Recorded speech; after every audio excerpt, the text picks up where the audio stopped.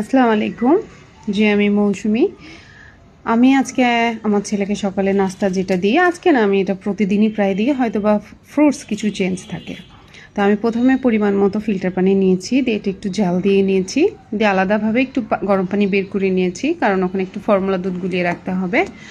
আর তারপরে আমি একটা খেজুর, ছোট একটা গাজর আর অর্ধেকটা আপেল গ্রেট করে এটা কিছুক্ষণ আমি সিদ্ধ করে নিব।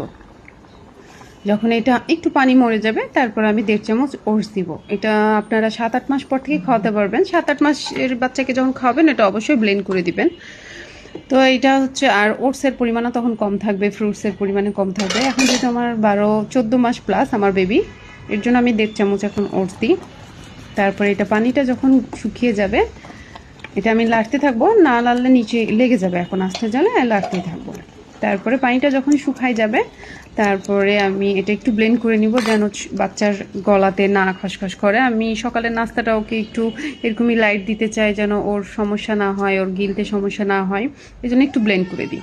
যারা ফর্মুলা দুধ না খাওয়ান তারা এইভাবেই দিতে পারবেন, ব্লেন্ড করে হোক আর ব্লেন্ড না করে হোক, যে যেমন করে খেতে পারে।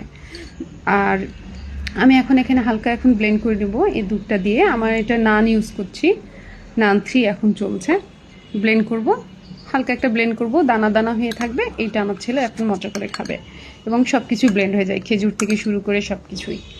তো এরকম ভালো ভালো রেসিপি পেতে আমাকে নক করেন, আমি আরও বিভিন্ন রকমের দিব ওটস দিয়ে কী কী তৈরি করি ওর জন্য। Thank you.